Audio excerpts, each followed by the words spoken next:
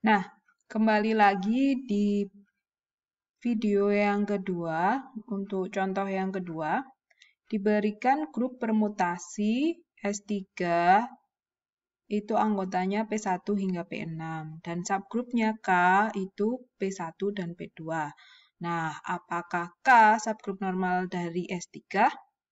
Untuk mengeceknya, pertama kita ambil dulu sembarang elemen dari S3.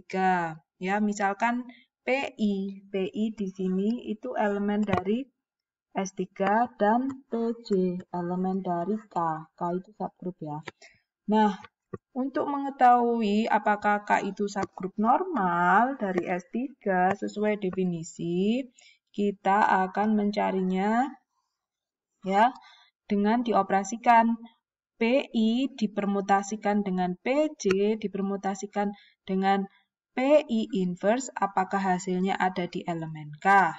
Nah, pertama kita pilih sembarang PI. Kita cek ya, yang pertama ya, PI-nya itu P5. Ya, PI-nya P5. Nah, PJ-nya kita ambil yang P2.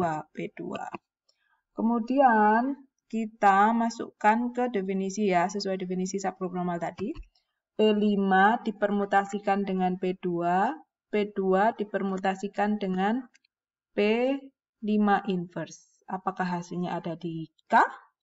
Nah, kita permutasikan dulu. P5 dipermutasikan dengan P2, kemudian hasilnya dipermutasikan dengan P5 inverse. P5 inverse kita langsung aja kita tulis P5 inverse itu adalah P6 ya. P5 dipermutasikan dengan P2 itu hasilnya adalah P4. P4 kita permutasikan dengan P6, apakah hasilnya? P4 kita permutasikan dengan P6, berarti hasilnya itu P3. Nah, apakah P3 elemen dari K? Tidak ya. Nah, ini kan baru satu, tidak.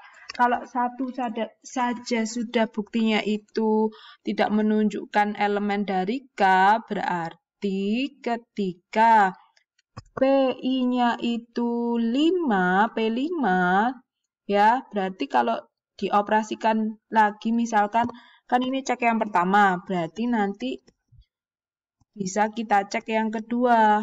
Nah, tapi tidak perlu mengecek yang kedua karena yang pertama saja sudah tidak. Berarti kalau yang kedua, ketika PI-nya itu P5 dan PJ-nya itu kan anggota K itu ada 2 ya. P1, nah apakah dia subgrup normal dari K? Nah, karena yang pertama saja sudah mengatakan tidak, kita tidak perlu mengecek yang kedua, tidak perlu. Nah, gimana kalau yang lain, misalkan PI-nya itu P3 misalkan. Misal PI-nya itu P3 ya. PJ-nya kan yang ada di K ya, yang ada di K. Saya ambil yang P1. Apakah hasilnya sama?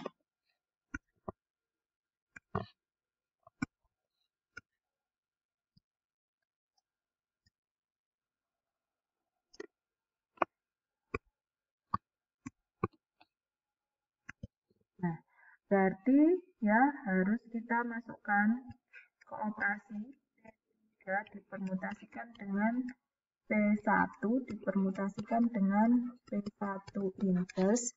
Apakah dia elemen K hasilnya? Ya, P3 dipermutasikan dengan P1 itu hasilnya P3 ya. Nah, P1 ini kalau inverse-nya juga P1.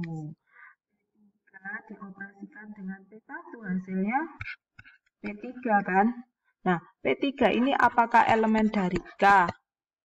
Nah, bukan toh, tadi elemen dari K itu anggotanya adalah P1 dan P2. Sedangkan ini P3. P3 ini berarti dia bukan elemen dari K. Maka dapat disimpulkan ya bahwa apa?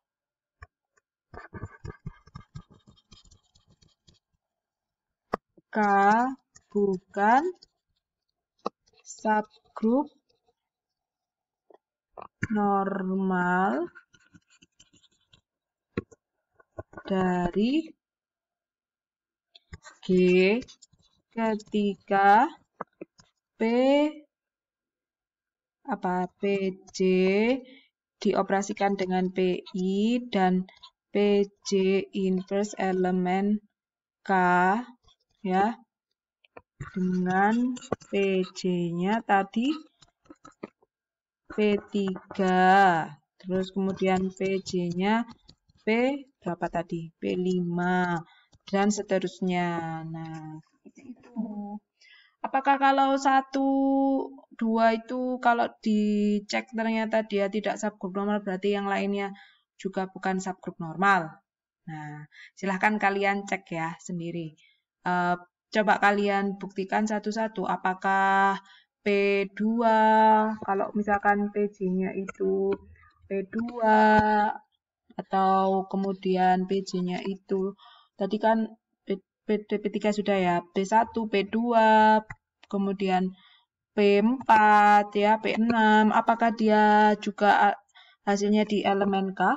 Nah, kalau tidak, berarti dia bukan subgrup normal dari G. Gitu.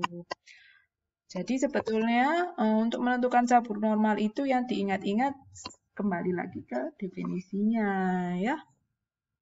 Oke, selanjutnya teorema selanjutnya, N merupakan subgrup normal dari grup G jika dan hanya jika G dioperasikan dengan N besar ya di sini ya, dan dioperasikan lagi dengan G inverse, maka hasilnya ada di elemen N besar.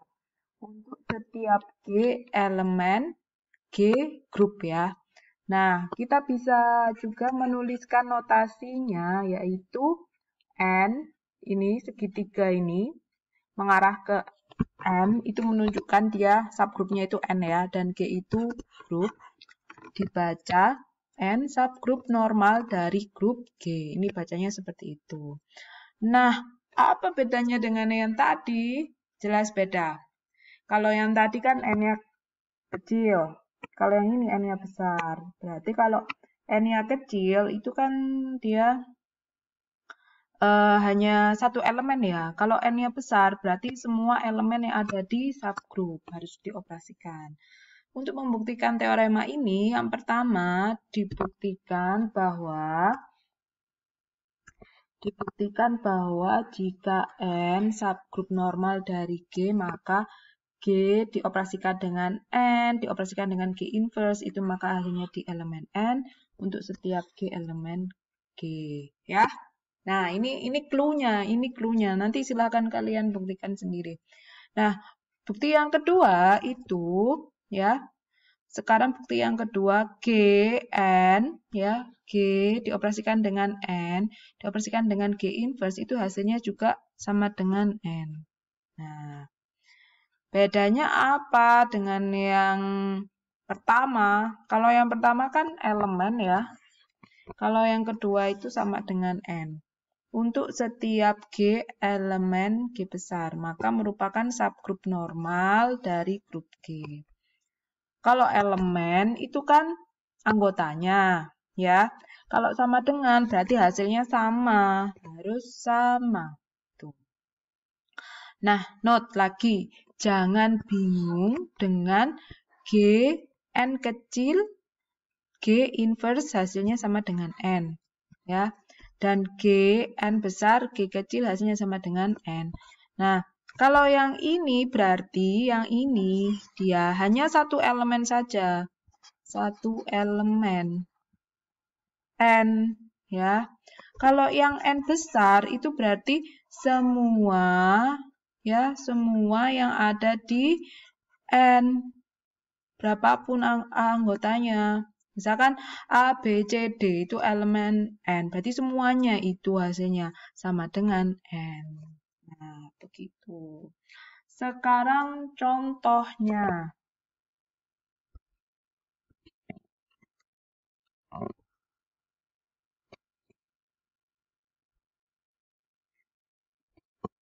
Contoh ya. Kita menggunakan grup S3 lagi ya. Grup S3. Kan tadi P1, P2, P3, P4, P5, dan P6. Dan subgrupnya terdiri dari elemen P1, P5, P6. Nah, gimana kalau dicari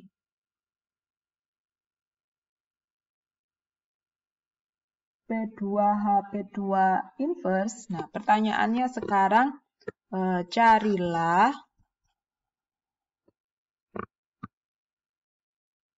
P2H,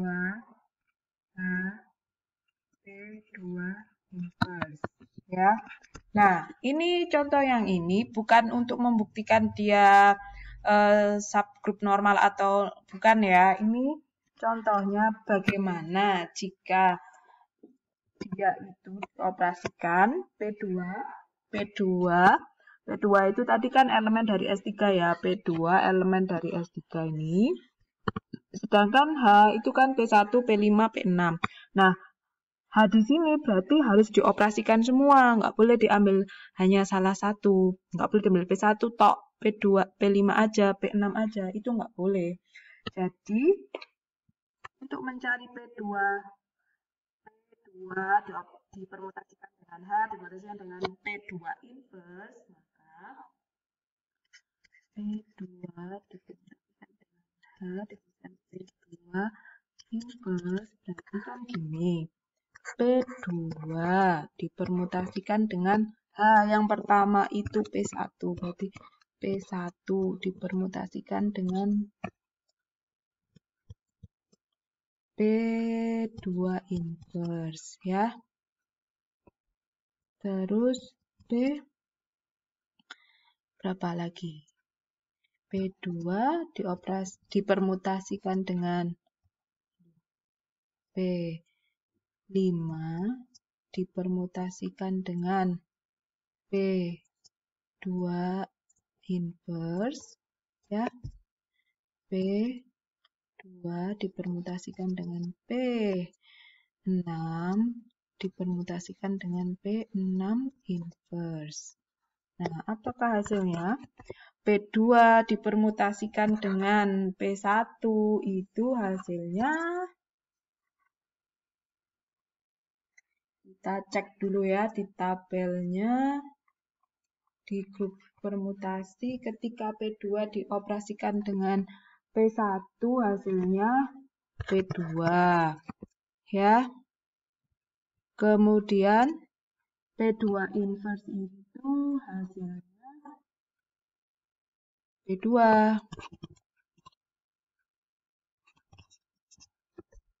Berarti harus dipermutasikan. P2, P5 itu hasilnya P3. P2 inverse tadi P2 ya. P2, P6 hasilnya P4. Ini P2 inverse. Kemudian dipermutasikan dengan P2. Nah, ini hasilnya apa? Coba kalian kerjakan sendiri hasilnya apa. Ya. Nah, ini hanya untuk mencari loh ya, bukan untuk membuktikan apakah dia subgroup normal atau bukan. bukan ya. Nanti lanjutannya di video